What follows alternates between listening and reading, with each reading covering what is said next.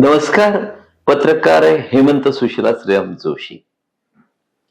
काल परवा मला एका कार एजंटचा फोन आला.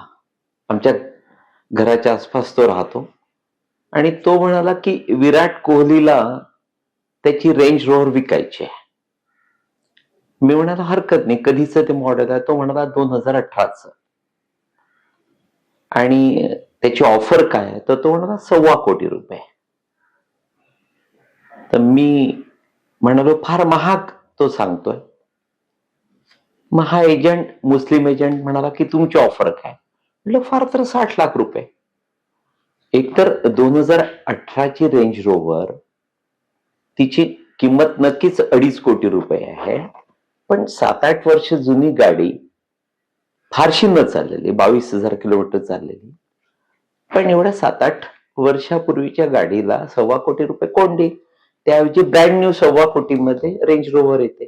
थोडस खालचं मॉडेल असेल. त्याला ते पटलं. पण 60 लाख त्यानं मला ती दिली नाही. ज्याला त्यानं विकली तो पण वस्ताद होता. त्यानंही पण काहीतरी 65-70 लाखात ती घेतली. सांगण्याचा उद्देश काय आहे की सर्वसामान्यांसाठी हा फार महत्वाचा मेसेज आहे. तुम्ही तो नोंद करून घ्या आणि इतरांना सांगा की या दिवसामध्ये, अलीकडल्या काही वर्षांमध्ये प्रत्येकाला आपल्या दारी कार असावी असं वाटतं. आणि ब्रँड न्यू कार विकत घेणं अनेकांना सहज शक्य होत नाही. पण ती त्यांची चूक असते. समजा तुमची कॅपॅसिटी 20 लाख रुपयाची गाडी घेण्याची असेल तर भलेही 15 लाख रुपयाची गाडी घ्या, पण ब्रँड न्यू घ्या. सेकंड हँड कार शक्यतो विकत घेऊ नये. आणि घ्यायचीच असेल तर एजंट्स कडनं कधी घेऊ नये. ते अतिशय फसवे असतात, गोड बोलतात आणि तुम्हाला या पद्धतीनं फसवतात. अव्वाच्या सव्वा किमतीला तुम्हाला ते ती कार विकतात, ज्या कारचं फारसं आयुष्य नसतं. माणसाला जेव्हा अमुक एखाद्या कारच्या बाबतीमध्ये वाईट अनुभव येतो, ती वारंवार बिघडत असते, तेव्हाच तो ती विकायला काढतो. त्यामुळे शक्यतो एजंट्स कडनं गाडी घेऊ नये. ते तुम्हाला आर्थिकदृष्ट्या फसवतात. समजा माझ्या आईची नौखा असता आणि त्याला जर विराट कोहली आणि त्याच्या गाडीचं जर आकर्षण असतं तर त्यांनी नक्कीच त्या गाडीचे 1 कोटीच्या वर मोजले असते, कदाचित ₹1.25 कोटी पण मोजले असते. म्हणजे एजंटनं केवळ एका कार मधून 25-1 लाख रुपये कमावले असते. एकही, मग तो पुण्यातला असो, मुंबईतला असो, कुठल्याही जाती धर्माचा असो, कुठलाही कार एजंट कार विकण्याच्या बाबतीत, कार डिलिंगच्या बाबतीत अजिबात सभ्य नसतो. 100% चीटर असतो. त्यामुळे त्यांच्याकडनं कार घेऊ नका. एनिवे, आता आपल्या राजकीय मुद्द्यांकडे वळतो. मित्रांनो, एक अतिशय महत्वाचा पुरावा तुमच्या समोर मांडायचा आहे की गेल्या काही वर्षांपासून, विशेषतः वर्षभरापासून, शरद पवार आणि सुप्रिया सुळे दोघंही राजकीय दृष्ट्या, मानसिक दृष्ट्या खचले होते, थकले होते, निराश झाले होते. त्यांना मनातून नैराश्य आलं होतं, पण ते दाखवत नव्हते. कारण अजितदादा त्यांना सोडून गेल्यानंतर उरले सुरले सारेच नेते, महत्वाचे कार्यकर्ते, त्या जिल्ह्यातले महत्वाचे त्यांचे राष्ट्रवादीचे नेते त्यांना सोडून गेले होते. अर्थातच ते सारे अजितदादांना येऊन मिळाले आणि शरद पवार एकटे पडत चालले होते. त्यांच्या सभोवताली अनिल देशमुखांसारखे बदनाम आणि वादग्रस्त नेते तेवढे उरले होते, ज्यांना अजिबात काही झालं तरी पक्षात घ्यायचं नाही, ह्या सूचना फडणवीसांनी अजितदादांना केल्या होत्या आणि अजितदादांनी त्या अंमलात आणल्या. त्यामुळेच खडसे, अनिल देशमुख या दोघांची तीव्र इच्छा असून देखील ते अजितदादांना येऊन मिळाले नाहीत किंवा अजितदादांनी त्यांना त्यांच्या पक्षामध्ये घेतलं नाही. पण खचलेले शरद पवार, त्यांना काय करावं कळत नव्हतं. त्यांना मोदी आणि भाजपशी जुळवून घ्यायचं होतं. अजितदादांचं महत्व कमी करून आपलं महत्व कसं वाढेल या प्रयत्नात ते होते. पण मोदींचा देखील त्यांच्यावरचा विश्वास उडाला होता अलीकडला. कारण मध्यंतरी मोदींनी त्यांना 4-2 वेळा जेव्हा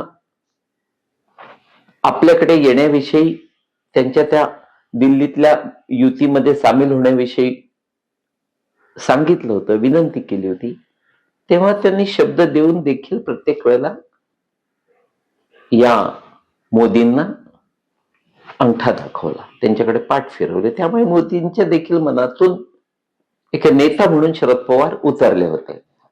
आणि त्यानंतर चक्र फिरली, अनेक बदल घडले आणि शरद पवार अतिशय एकटे पडले. त्यांना स्वतःची चिंता नाही. त्यांना माहिती आहे की आपल्याला फार तर आणखी पुढले 4-2 वर्ष राजकारणात काढायचे, त्यानंतर निवृत्त व्हायचंय. पण त्यांना काळजी कायम असते ती सुप्रियाची, आणि त्यातूनच ते प्रयत्नात होते आणि त्यांच्या प्रयत्नाला यश आलं. अदानी अगदी जाहीर कबूल करतात, गौतम सेठ अदानी अगदी जाहीर कबूल करतात की शरद पवारांचे त्यांच्यावर उपकार आहेत, आणि ते अगदी मोदींना सांगून किंवा न सांगता देखील शरद पवारांना अनेकदा भेटतात. They both are very close to each other. आणि अदानींनी ते कधी लपवलेलंही नाही. शरद पवारांना तेच हवं असतं की मोदींचे अदानी कसे माझ्याकडे देखील येतात. आणि मग शरद पवारांच्या ते लक्षात आलं की अदानींच्या मार्फत जर मध्यस्थी केली तर आपलं स्वप्न प्रत्यक्षात उतरू शकतं. आणि मग त्यांनी गौतम अदानींना गळ घातली. मला पुन्हा एकदा भारतीय जनता पक्षाशी आणि अर्थातच मोदींशी युती करायची आहे, त्यांच्याशी जुळवून घ्यायचं आहे. तुम्ही त्यात मध्यस्थी करा, मोदींचं ब्रेन वॉश करा, त्यांना समजावून सांगा. विशेष म्हणजे मोदींपेक्षा शरद पवारांविषयी मनापासून नफरत आहे, काहीशी चीड आहे, ती अर्थातच फडणवीसांच्या मनामध्ये, आणि ती उघड आहे. ज्या पद्धतीनं शरद पवारांनी त्यांना बदनाम केलं, छळलं, वेळोवेळी वेगवेगळे प्रयोग त्यांच्यावर लादले, जीव नकोसा केला, आम्ही सारे त्याच्यात साक्षीदार आहोत. मी तर अगदी जवळून बघत होतो. मानसिक दृष्ट्या फडणवीसांचं खच्चीकरण करण्याचा आटोकाट प्रयत्न वेळोवेळी शरद पवारांनी केला. पण चाणाक्ष, धूर्त आणि अर्थातच ताकदवान आणि न घाबरणाऱ्या फडणवीसांनी त्यांचे सारे प्रयत्न हाणून पाडले. पण अदानी शेवटी शरद पवारांच्या कामाला आले. अदानींनी सर्वात आधी अमित शहा आणि मोदींचं ब्रेन वॉश केलं की शरद पवार आपल्याकडे हवेत. त्यानंतर मोदी आणि अमित शहा त्यांना म्हणाले की आमचं ठीक आहे, आधी जाऊन तुम्ही फडणवीसांशी बोला, त्यांच्याशी चर्चा करा. अदानींनी एकदा नाही 3 वेळा फडणवीसांशी चर्चा केली आणि शरद पवार पुन्हा एकदा पूर्वीच्या पद्धतीनं धोका देणार नाहीत, दगाफटका करणार नाहीत, वागणार नाहीत, विचित्र डावपेच खेळणार नाहीत, ही माझी तुम्हाला गॅरंटी आहे, असा शब्द फडणवीसांना दिला. आणि शेवटी शरद पवारांच्या मनासारखा झाला. म्हणजे आधी शरद पवार आणि अजितदादांना एकत्र आणण्यात आलं, कारण अजितदादा फडणवीसांच्या त्या इशाऱ्याची वाट पाहत होते. फडणवीसांनी त्यांना ग्रीन सिग्नल दिला आणि अजितदादा शरद पवारांशी पुन्हा एकदा जुळवून घेते झाले. आता अर्थातच अजितदादा आणि शरद पवार 100% एकत्र आले आहेत. आणि मी तुम्हाला याआधी देखील सांगितलं आहे की या महापालिका निवडणुकांनंतर लवकरच केंद्रामध्ये जो मंत्रिमंडळ बदल होईल त्यात 100% सुप्रिया सुळे यांचा शपथविधी झालेला असेल. सकाळी माझ्या मुलाचा विक्रांतचा फोन आला की लोकमतमध्ये, आजच्या लोकमतमध्ये म्हणजे 2 डिसेंबरच्या लोकमतमध्ये यदू काकांना अप्रतिम लेख लिहिलेला आहे, ज्यात त्यांना भारतीय जनता पक्षाला यथेच्छ झोडपलाय. यदू काका म्हणजे यदू जोशी, लोकमतचा संपादक. मला आश्चर्य वाटलं. मी पण मग तो लेख चाळला. त्या लेखाचं नाव होतं भाजप यश कळसाला शिस्त तळाला. मी वाचल्यानंतर मी पुन्हा विक्रांतला फोन केला की अरे लेख अतिशय उथळ आहे, वरवर आहे. आणि यदूची ती स्टाईल आहे. म्हणजे तो आमच्या विदर्भामध्ये एक म्हण आहे की कडब्यात जायचं आणि पाचवा लागू द्यायचा नाही. म्हणजे माझी एक ओळखीची मुलगी होती की तिला 2 प्रियकर होते, दोघांशी यथेच्छ संबंध ठेवायचे, लग्न तिने तिसऱ्याशी केलं. त्या पद्धतीने हे आजकालचे उथळ पत्रकार, त्यांचे ते सगळे प्रोफेशनल गणित त्या लिखाणावर अवलंबून असतात. त्यामुळे लिखाण ते मोठे युक्तीने करत असतात. त्यातलाच हा लेख होता. पण त्यातल्या त्यात एक चांगलं वाटलं की आजची ही इंग्लिश मीडियम मध्ये लिहिणारी किंवा इंग्लिश मीडियम मध्ये शिकलेली तरुण पिढी मराठी देखील वाचते. ठीक आहे, त्यांना तो तेवढा आवाका त्या मराठी भाषेचा नसल्यामुळे जसे ते हाणामारीचे सिनेमे नवीन पिढीला आवडतात त्या पद्धतीचं असतं की उथळ लिखाण त्यांना आवडतं, आवडून जात, त्यांना त्यातलं फारसं कळत नाही. आम्हाला त्याचे नेमके कंगोरे ठाऊक असतात. त्यामुळे जेन्युइन पत्रकारिता करणारे फार कमी आहे. अप्रतिम किंवा तुटून पडणारे पत्रकार देखील फार कमी आहे. प्रत्येकाचे काही ना काही कॅल्क्युलेशन्स ठरलेले असतात, ते उघड करायला मान्य नसतात. जशी माझी भूमिका कशी आहे, भाजपची नाही हिंदुत्वाची आहे आणि मिशन देवेंद्र मी राबवतो आहे. मी लपवून ठेवलं नाही.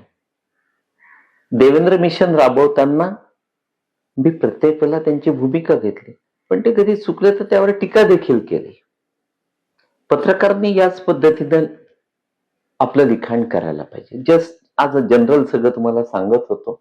एक शेवटचा मुद्दा आणखी सांगतो की लातूर महापालिकेच्या निवडणुका लागल्या आहेत.